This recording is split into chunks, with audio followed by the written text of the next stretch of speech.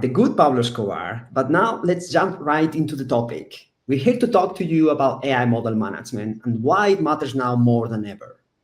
So here's the first question. What's the difference between AI and ML models, and why should you care? ML models really only do one job at a time. They use statistics and historical data to predict new outcomes. AI models, especially generative AI, go further. They create, reason, interact. They're foundational, already trained on billions of parameters and vast internet scale data. They're really powerful, which is why managing AI models is different than managing ML models. Exactly, Chris. And here's the key. The life cycle of AI and ML models is different, but they share some similarities, especially the need for context. AI foundation models are already trained, as you explained, but you can fine-tune them with your datasets or augmenting them with a vector store. You can even use MCP server to use the database context so your agents can make better decisions in real time. And here's the reality. Agents never sleep. Your AI agents need models on demand, whether they're predictive ML models or generative AI models. That means models must be accessible through an enterprise model registry, ready to serve requests instantly. And that's where our governance tools with Model Ops and the new AI Model Hub comes in. It's not just model serving, it's a secure enterprise-grade model governance integrated with MCP tools so agents can invoke models dynamically, applying the same observability to the AI and the ML model's real-time endpoints with governance baked in. For you who are watching, this translates to faster time to value, reduced operational risk, more confident decision making, and instead of months to deploy, you're operational in days with continuous monitoring for bias, compliance, and performance. Plus, with AI events, teams can collaborate in an open and secure environment using Jupyter Notebooks, Model Ops, and the AI Model Hub. You can bring your own models, or you can connect to external endpoints. In both patterns, maintaining an enterprise-grade governance. And why does this matter? Because letting AI run wild is a recipe for trouble. Large language models can burn through resources and hallucinate if you don't keep them in check. That's why you need usage controls and guardrails to manage tokens, costs, and outputs. It's not just about speed, it's about responsible AI that won't consume your budget or your reputation. And with Teradata, you get efficiency, observability, and control all in one place. And we are just getting started. In 2025, we built the foundation with AI Workbench and the AI Model Hub. In 2026, we are taking it further. The next generation AI Studio comes with containerized services, agentic AI experience with enterprise MCP server, and a new native user experience. I'm proud of what we built in 2025 and excited for what's next in 2026. Welcome to the future of AI model management. And now over to Robin and Ben. Hi, everyone. Robin here. And I'm Ben. Hey, Ben. Thanks for joining today. Hey, this year in 2025, AI was clearly a headliner. But in your opinion, what really mattered most to our customers? Yeah, thanks, Robin. 2025 is really about giving customers more control and flexibility. We were able to put the first release of our AI Factory product out, and that really helped organizations start to run AI processing a lot closer to their data, delivering faster insights, reducing dependency on traditional warehouses that are out there. This was really the first step towards Teradata's vision of 3.0, where customers can innovate with confidence and scale AI across their business. And importantly, we reinforced our commitment to on-prem and hybrid cloud solutions, giving customers the choice in how and where they deploy analytics and AI. Thanks, Ben. That's really great. I know a lot of customers are excited about being able to deploy in a hybrid environment. What other challenges have you been seeing from our customers, and what are the problems that they're trying to solve? Yeah, that's a great question, Robin. One of the biggest one we've seen is analytic freedom, right? The reality is moving analytics a little bit further away from the operational system. The data that's used in, say, regulatory reporting is so crucial, so critical, such hard SLAs that are out there. There's a concern on what is the performance and what is the cost if you're going to run AI processing at the exact same time you're doing your operational processes that have to run every single day at the exact same time. So this concept of analytics freedom. Customers want predictable pricing. They still want AI on that trusted data that we have in that operational analytical system. And they want that compliance that they need without slowing down innovation. Now, we hit all those regulations that are out there, such as GDPR and DORA.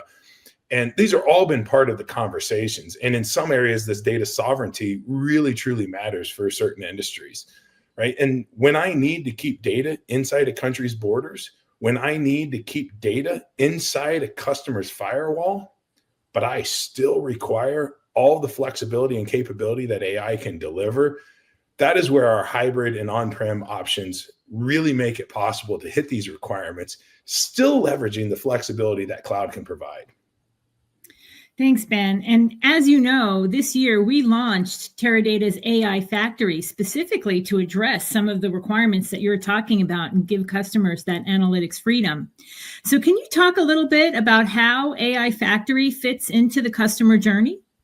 Absolutely. So AI Factory really is that starting point for enabling private AI solutions and agentic workloads, right? You don't need to have a pure cloud-based solution to be able to deliver AI. We can do that inside of your data center, and that's where AI Factory comes to play. It gave our customers the ability to keep that AI close to the data that they require in a highly secured environment, still delivering fast results. So and then our next generation coming out soon, I can't give away all the secrets just quite yet. It's going to expand these capabilities in the on-prem and hybrid deployments, giving you, the customers, even more flexibility and control. It is super exciting where we're going and really, truly sets the stage for Teradata 3.0. Well, I'm sure our customers are really excited, as are we, about what's coming in 2026, where we'll bring even more opportunity for them. So thank you, Ben. Maybe you want to just say a closing word about our 2026 outlook? Yeah, I am super excited, and I wish my marketing team would allow me to talk about the really cool things that we're about to announce in the very, very near future. I am super, super, super, super excited about this. Our goal really is to allow customers to unlock the full potential of AI and analytics on the data that they already own today.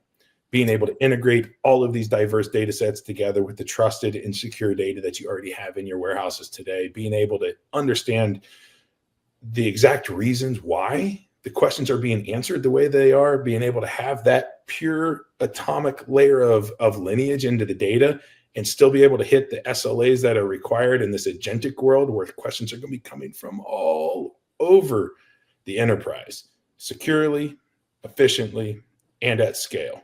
Wherever you choose to run your workload, Teradata can deliver. And now on to our next speakers, Gary and Danielle. Hi, my name is Gary. And I'm Danielle, and we're here to talk about the customer intelligence framework that Teradata launched in 2025. Let's start with what we mean by that. The customer intelligence framework is not just about knowing your customer, it's about designing your business to act intelligently and autonomously on that knowledge.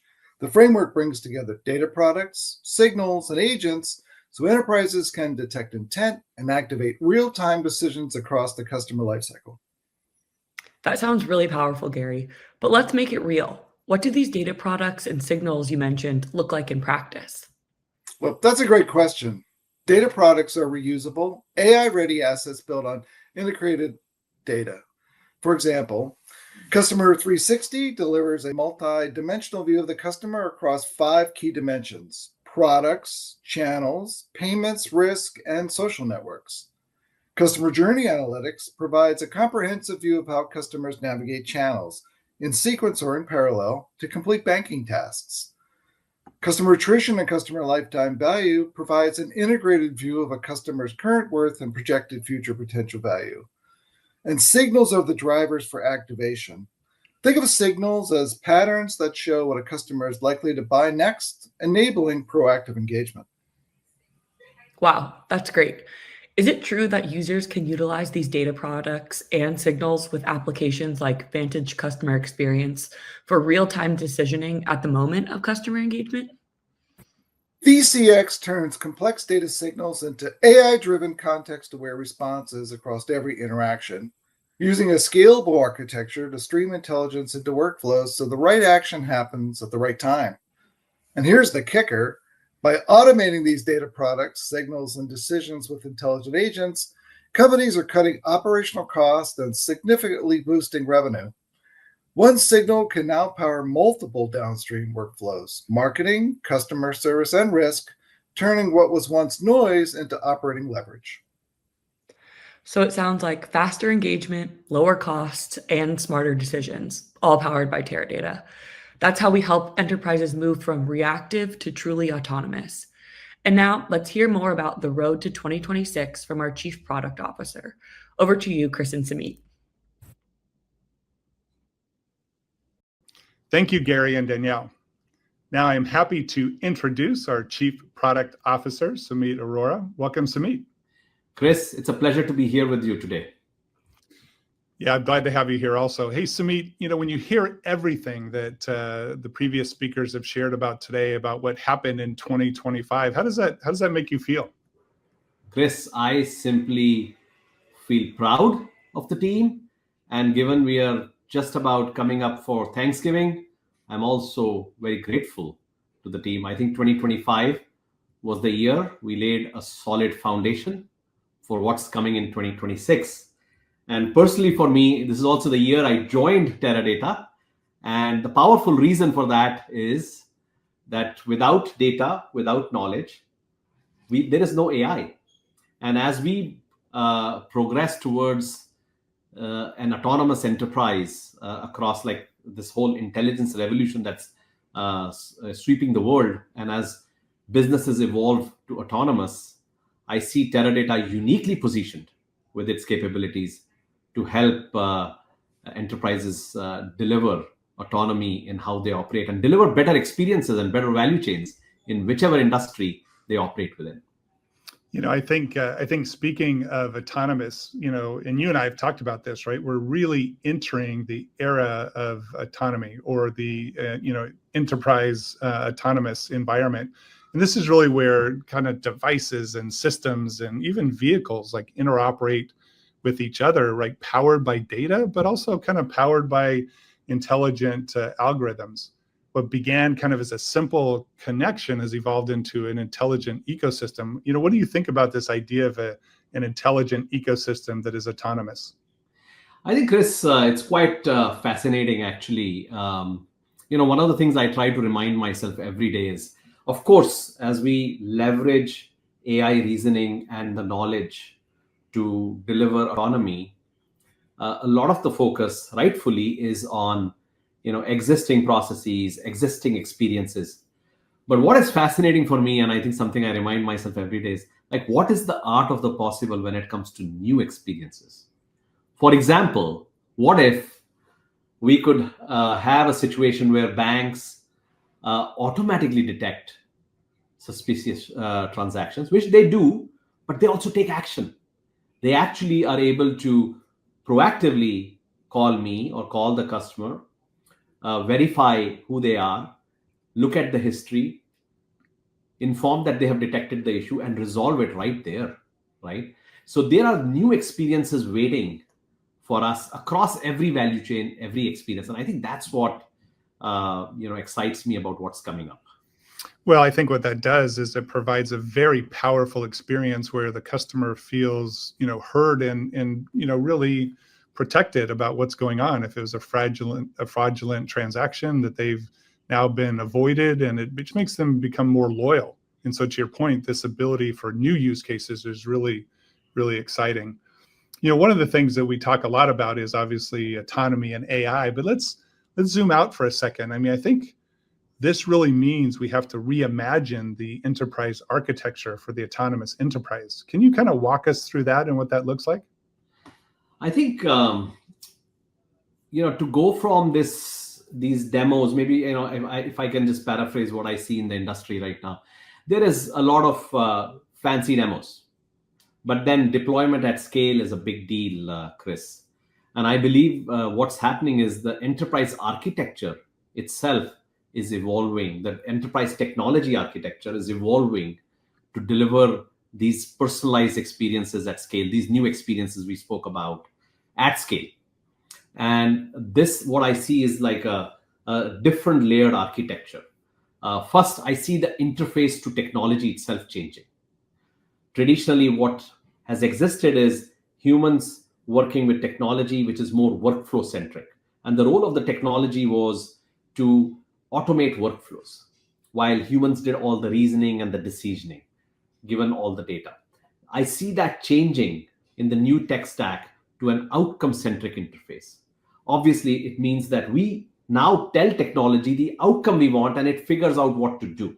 However, to do that very well, there needs to be a policy and a governance layer. So I view the emergence of policies and governance, the evolution of what I call a strategic governance. And that's important because AI must be audited, must be trained, must be improved by humans, at least in the near future for sure. So I see a policy and governance layer showing up. Below that, what I see is essentially a layer around actioning and decision making, Chris, which I call as the agentic layer. This is where the autonomous agents live. And these are not like chatbots, by the way. These are entities that have the perception of humans, like almost like our sensory organs. They have the reasoning and the decisioning that humans have. And then they have the ability to take actions. And that is the agentic layer. So a policy and governance layer, which is complemented by an outcome-centric interface, and then an agentic layer. So at least these are the top two layers of the stack that I see emerging in the enterprises. No, I love that perspective around an outcome layer, because that's what we're all about, right? Driving outcomes that change the business, but then being able to, automate a lot of that by putting in the agentic layer and then having the translation layer along with the knowledge layer is really, really critical. But let's shift a little bit about how are we approaching delivering, this vision, and kind of ask this big question about, why Teradata? What's the core value proposition that we're delivering to customers? Yeah, just to complete that picture that we were just drawing together, Chris, the outcome-centric interface, the policy governance layer, then we spoke about the agents layer. The other big piece is what I call as the knowledge layer, and or almost like the knowledge fabric. Because without knowledge, without context, agents cannot do their job. That agentic layer cannot work. So this knowledge fabric is where data and both structured and unstructured, what is in documents, what is in videos, what is in our heads, people's heads, inside a business, inside a value chain, and then all the structured data that we have been collecting across silos and bringing together in Teradata for a long time. All this comes together in the knowledge fabric, in the knowledge platform. And when I look at Teradata and its positioning, and especially Teradata 3.0, I look at Teradata as the place where businesses can bring all knowledge together. Structured, unstructured, it's curated, it's current, and it's AI ready. Because that focus on the basics of having your knowledge platform correct, having your data hygiene good, is more important than ever before. So this is where Teradata plays a huge role given the work we have done over the years. But this is not it. There is one more angle to it, which is the world speaks a very different business language versus what happens in the data layer. The taxonomy is very different. So there is also the Teradata experience with different industries like financials and healthcare and manufacturing, all those that we can do. We can also be the translation layer where business intent, business language is translated into that world of data and unstructured information in the right way, in an accurate way, so that AI can do its job, it's explainable, and it's accurate. So I'm quite excited about Teradata's role in terms of being that knowledge platform. And then we have built the AI capabilities because people want to co-locate AI and knowledge. Like they want to bring AI to where knowledge is. And that's why, our vision is the autonomous AI and knowledge platform. And I'm quite excited about that. And that's what we're delivering in 2026. Well, and I think without having that knowledge, agents don't know what to do with the data. They don't understand all the entities and attributes and the relationships of the data. They don't understand the enterprise context. So having all that enterprise context ready to inform the agent to drive the autonomous AI and knowledge platform is really critical. What are some of the principles that we're driving in terms of a strategy around our product strategy for enabling this capability for our customers? Absolutely. We're bringing this vision of autonomous AI and knowledge platform to life through three strategic pillars, Chris. First is a focus on foundational excellence. This is about delivering the experience, the economics, and the power of the ecosystem you would expect from a modern contemporary platform, from a knowledge platform. And this means that our user experience is evolving to one where you work with Teradata as if you're working with another human. It's persona optimized, it's frictionless, it's simple. Similarly, we're focusing on delivering the best economics to our customers in terms of choice in storage, choice in compute. We're partnering with new players in the ecosystem so that our customers get 1 + 1 = 11 through integrations with the right partners so that they can build the best agents. And if I could say it in a simple way, we want our platform to be the best platform for agentic workloads. So focusing on foundational excellence is huge. There is, of course, a huge focus on AI and also a huge focus on hybrid, which I'm sure Chris will talk about today. Yeah, no, I think really, if you look at AI with ROI is really all about, to your point earlier, driving outcomes by using the AI technology to enable that. And also we see a big resurgence of hybrid where customers want to be able to have support for both on-premises and in the cloud to support their AI and data sovereignty needs. What are some of the things we do to support that hybrid environment, Sumit? Absolutely. So I think giving our customers the same experience, the same AI capabilities, the same core capabilities, the same pricing model, whether they deploy on-prem or they deploy in the cloud, is a unique differentiator for Teradata. But most importantly, this is important for our customers. They can choose where to deploy data and knowledge. They can choose where to locate the compute and the processing of that knowledge. And they can also choose where to put that AI. And that gives them choice. That choice gives them the best price performance and the best security, the best sovereignty choices. And that's only Teradata can deliver that. And that's our hybrid proposition. I'll also add a comment on the AI with ROI, which is the second pillar of our three-pillar strategy. Foundational excellence, AI with ROI, be the best for hybrid environments. When it comes to AI with ROI, we're applying that strategy to our own self, which is we always start with a use case.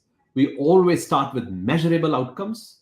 We always start with clear view of what the ROI would look like, work backwards with our forward deployed engineering and our consulting teams and our platform, our knowledge and AI platform to deliver that outcome. And that is important because way too many AI use cases are stalling at the demo land and they're just not moving to scale.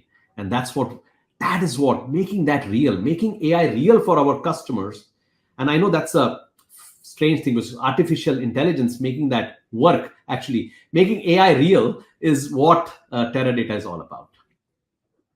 Well, that has been one of our key themes about moving from pilots into production. And so I think to your point, with our focus around the autonomous AI and knowledge platform and our ability to help companies deploy it with all of our AI services is really critical. So thanks for spending time with us, Sumit. For those of you on the phone, if you're interested in learning more, please go check out the resource section on the right-hand side of the screen. And we've got an end-of-year gift for you. We just launched our Agent Builder training course. So you can go check this out and learn. It normally costs $200, but afterwards you'll be able to build your own agents. No prior knowledge required. So just go to learning@teradata.com and enter Agent Builder Access. And just so you don't leave understanding a lot of our core value around driving ARR and AI with ROI is really critical. So with that, thank you for joining us. Sumeet, I'll just let you close out if there's any last minute comments you'd like to make. Chris, thank you so much. I would absolutely take the opportunity to wish everyone a happy holidays. I want to wish everyone a great 2026, and most importantly, again, express my gratitude to all of my customers, our Teradata customers, all of our partners, and all of our employees for the immense amount of hard work and smart work that they have been putting in to make our strategy real. I'm quite excited as we enter the next year. Thank you so much.